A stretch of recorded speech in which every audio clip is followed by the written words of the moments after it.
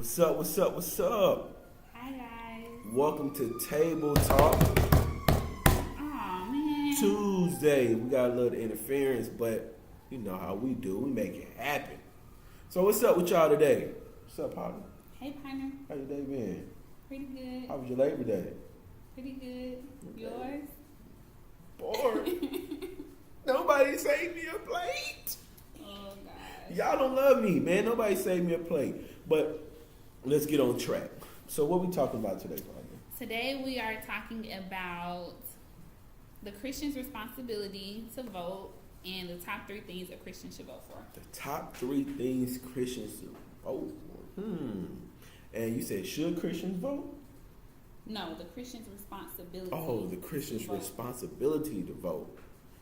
What Yes. you think about on that? What you think about? Well, there are 2 scriptures that I want to read in regard to this topic, and the first one is in Romans 12, and it tells us to submit to governing authorities and that there's no authority except for God. So I think with that being in mind, as a Christian, we have to understand that all the people that are in authority because God put them there, and that we should be submitting to them because obviously those are people that God felt like should be in authority over us. So I think we as Christians need to say, okay, who do I want to submit to? As opposed to having this kind of like standoffish attitude, like I don't want to get involved with politics, because I've even had that myself. Like, you know, I don't really know a lot about it and I don't want to get involved, but I think when it comes down to it, we are citizens of the United States, so we're going to have to live here. So if we're going to live here, we might as well live here under authority that we can submit to. So I think it would, as the old people say, behoove us to to look up these people, to research their beliefs, to research the plans that they plan on implementing within the society that we're living in, because it's going to affect us, you know. So I do think as Christians we do need to take more of a handle on politics and a better understanding and awareness of what's going on around us and in our community, so that we can better live how God would have us to live without having a lot of friction. I guess it's my turn, huh? Yeah, you're the only other person here. The Holy Spirit. He gonna speak? I hope so, Out loud? because I don't know if I don't know. You know what? Yeah, I honestly, you know what? I think voting is essential. Can I say that I've done a good job at voting? No.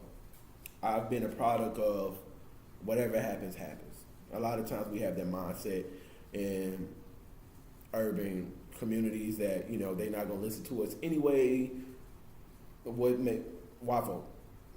But and sometimes when I do vote, I only vote for president, and then I get mad when something that I want to happen doesn't happen.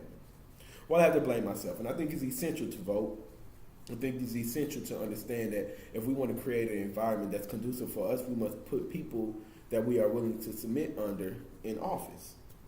And in order to do that, it must start with more than just the president, because by the time they got to the presidency, it may be somebody you don't want to vote for, and it's only going to be a few people. Normally it's 2. You know, we have other cabinets to vote for, but normally it's just Republican or Democrat. And normally it's really 2 big people that have separated themselves amongst the rest. But then you have to vote for, but I believe you have to vote for Senate chair, you have to vote for your mayor, you have to vote for the mayor of your city, you know, the council member. I think all these things are essential because they play a role in dictating what happens in your community. So if we don't vote with the smaller legislation, as I guess we can say, then once it gets to the presidency, if it's somebody you don't like, you can only blame yourself for not playing your role within inside your community. And in your community, you have to vote for those people that would directly affect change.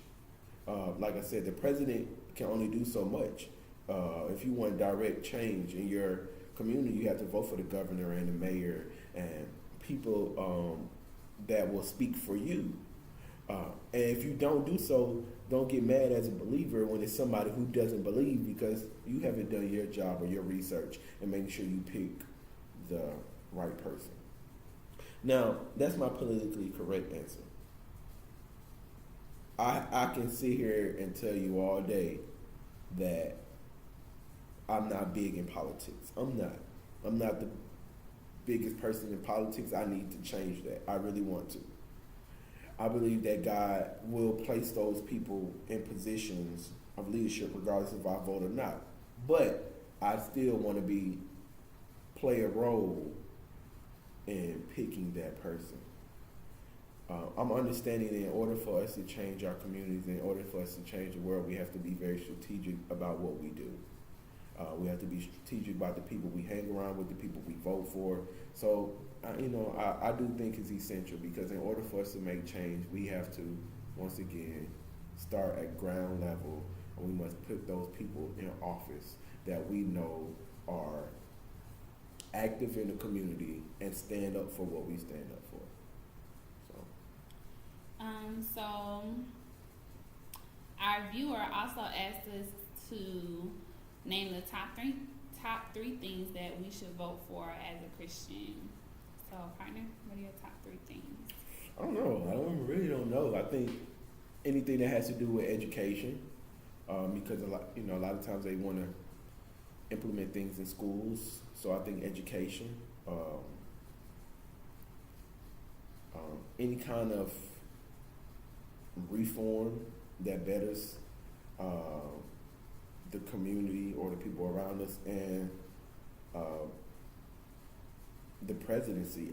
Honestly, like I said, I'm not very knowledgeable about politics. I didn't grow up around the culture of politics, but I do think we need to vote for the things that make direct change in our community and in the lives of people. So, like I said, sometimes they have you vote for, we need to change the toll, we need to put tolls on the railroad and things like that. To me, I'm focused on school, anything that directly changes the community, and anybody who is going to be an ambassador for us as a United States, ambassador for us as a people. That's the thing we need to vote for. Okay.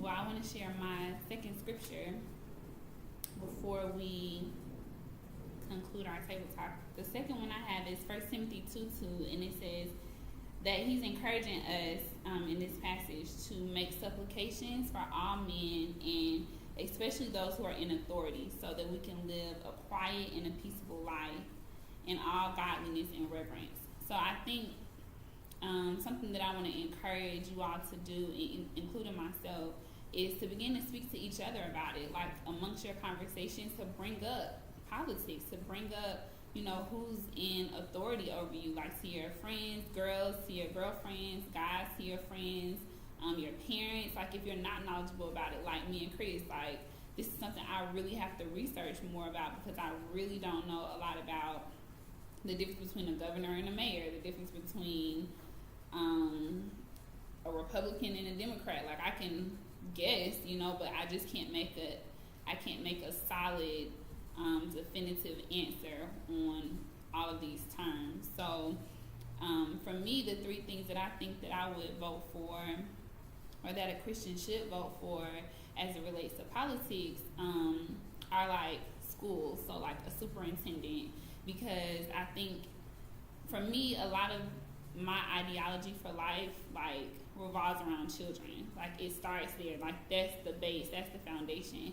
So I think if you can get people in kids' life who really care about children, who really are about nurturing children, who aren't just like, let's just push them up to the next grade level and they haven't retained the information that they need in this grade level, like things like that really mean a lot to me. So yeah, like superintendents, like I think that's very important. Of course, the president, and I guess anybody who maybe you could be accessible to. So would that be the governor or the mayor? Which one would be more accessible? Mayor of your city would be more accessible. Okay, so I guess the mayor. Because then you could go to like town hall meetings and like actually get your voice to be heard, so that you're not just feeling like a person who is another number. You know, like you can actually attend meetings and have input, you know, to change your surrounding. And another thing I want to say, like, as citizens, we have to get out of this mentality of like, you know, I'm just going to complain about it. I'm not going to do anything about it. Because I could say this wall behind us looks bare. I could say it all day, every day. I could say it for 365 days. That's not going to change the wall until I actually get some paint, get a brush, and do something to the wall. So I think that's the same mentality we have to adapt as Christians. Like, you know, I don't want to follow the speed limit, or I don't think it's legal for us to do that, or should be legal for us to do that, or, you know, I think that the law should change in this regard. Like, we have to believe that we literally have the King of Kings on our side, and he, more than any of us, wants to see righteousness on the earth. So if we believe that the Spirit of God lives on the inside of us, we have to use that to infiltrate our world. Like, we can't just allow the Spirit of God to lie dormant in our lives and not take advantage of the fact that we have the King of Kings, whose voice can be heard through our mouths. So I just want to encourage us, not just you all, but us, like, to really start taking this matter more seriously. And I actually want to thank the viewer who suggested this, because I do think it's a matter that Christians need to start capitalizing on and really looking into. So yeah, I agree. You know, I have my grievances with the government. I really do. You know, I'm not a big fan of a lot of the things the government does, but I can't complain if I'm not willing to make the changes with my vote. I believe there are a lot of things the government shouldn't have their hands in when it pertains to religion, but once again, that wasn't today's topic. But I believe if we're going to vote, you know what, I will make this statement. As believers, we may not agree with a lot of things the government is doing, and the government is maybe playing a big role in how we do things as a church that we may not agree with. But as a church of believers, as believers of God, you know, as faithful believers, we should vote so we can have our opinion heard, so that we can make the changes that are necessary. You know, if they're putting their hands in something that we don't agree with, well, we have the right to vote and put people in office that will agree with what we agree with, and will stand up for us, and will say something on our behalf. So let's get out there, let's vote, let's do the best we can. And look, we love y'all. So please like, comment, and really share this video, because like I said, the word really needs to get out about this matter with voting and politics. And it shouldn't be a matter that's taboo. Like, we don't want to talk about religion, we don't want to talk about politics. Like, it's affecting us whether we want to talk about it or not. So we might as well talk about it. We might as well kill the elephant in the room. You know, not handle it, the elephant, but kill it. Like, let's just get rid of it. Let's get rid of the taboo. Let's get rid of the uncomfortability of it, because it's affecting us. You know, I have someone very close to me that died from a gun. Like, gun laws, like all of that, like all those things affect us. Like, we can continually gripe and complain about how we don't think police should do this and police shouldn't do that, and they shouldn't have accessibility to people's homes the way that they do. Do something about it, because obviously what we have been doing isn't working. So, you know, they say that's the definition of what? Insanity. To keep doing the same thing and expecting different results. So keep posting on Facebook, keep making your little rants and shooting up stores and doing stuff like that. If it's working for you, then great. If it's not, then change it. So that's Table Talk. One more thing. I want y'all to follow Clutch Ministries on Instagram. Give them that Instagram name. Spell it out for them. Clutch, that's CLUTCH. Clutch Ministries, and it stands for Christians Living Unashamed to Captivate Hearts.